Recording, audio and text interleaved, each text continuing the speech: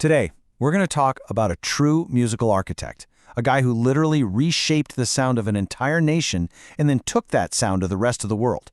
We're talking about the one, the only, To Cat Coore. And look, if you want to get a sense of just how important this man was, you don't have to take my word for it.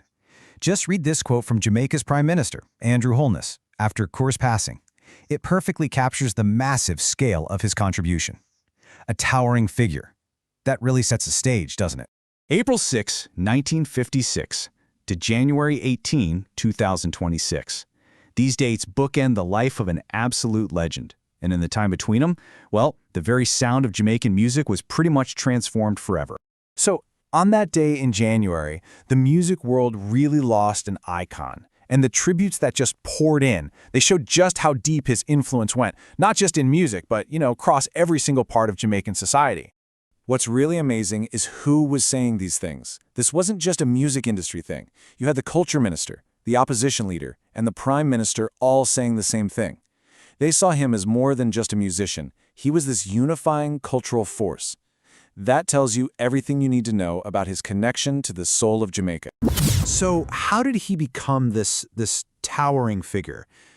To really get the artist, you have to go way back to the beginning, to a foundation that was completely unique in the world of reggae. His sound was really forged in the fire of two completely different worlds. On one side, you have this intense classical discipline. His mom was a music tutor, and he studied the cello since he was a little kid.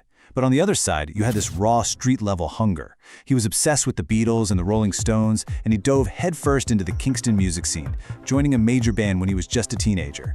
That collision, that's where the magic happened. And think about this for a second.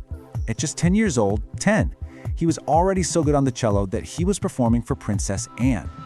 He later said the preparation was stringent. That kind of insane discipline, learned at that young of an age, became the bedrock for his entire career. So what do you do with that kind of background? You've got classical training and a rock and roll heart. Well, you channel it in creating one of the most innovative and influential bands in the history of reggae, Third World. And man, their rise was just meteoric. He forms the band in '73 with this crystal clear vision. Just 2 years later, they're signed to Island Records, the same label that made Bob Marley a global superstar.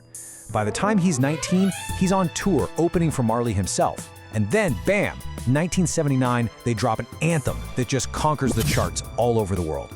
So what made them so different? What was their secret sauce? They basically pioneered this sound called reggae fusion.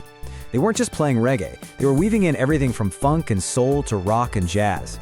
And what they ended up with was something that was, 100% Jamaican, but also had this universal appeal that nobody could deny.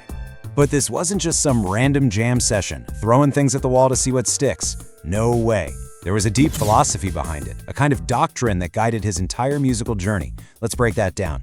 Coore saw this whole evolution happening with his own instrument. He explained that in the early days, reggae guitar was mostly rhythm, just chugging along with the bass and drums.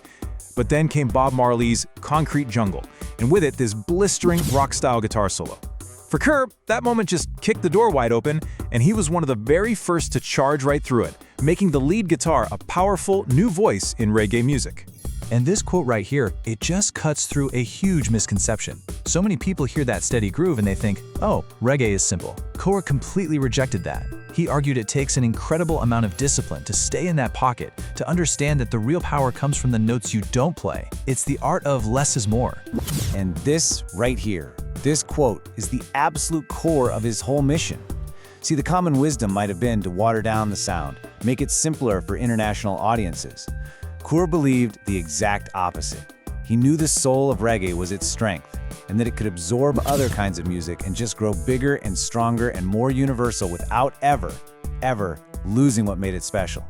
So how did that whole philosophy work out for him? Well, it created a legacy that earned him the title the Reggae Ambassador, a legacy built on massive global hits and incredible national honor. His legacy is really multifaceted. Of course, you've got the huge international hits that made him famous all over the planet. But just as important were the musical innovations he pushed forward and the deep respect he earned back home, which led to all these national honors. And what hits they were, my goodness. These aren't just songs, they're timeless anthems that became the soundtrack for people all across the globe. They're the sound of summer, the sound of protest, the sound of love, all powered by that signature third world fusion. For his immense contribution to the culture, the Jamaican government awarded him the Order of Distinction. This is a huge deal. It's one of the nation's highest honors. It was a formal way of saying his life's work wasn't just entertainment. It was about building the nation through art. And after all of it, the awards, the sold-out tours, the global fame, this was his perspective. It's just a statement of profound humility. It shows you his pure, unshakable love for the music itself. He didn't see himself as a giver. He saw himself as a grateful receiver of this incredible gift called reggae music. So how does one musician change the sound of a nation and share it with the world? The life of To Cat Coore gives us the answer. Through discipline, a relentless sense of curiosity, and an unwavering love for your roots. He didn't just play the music, he expanded its very definition. And in doing that, he truly became the reggae ambassador for all time.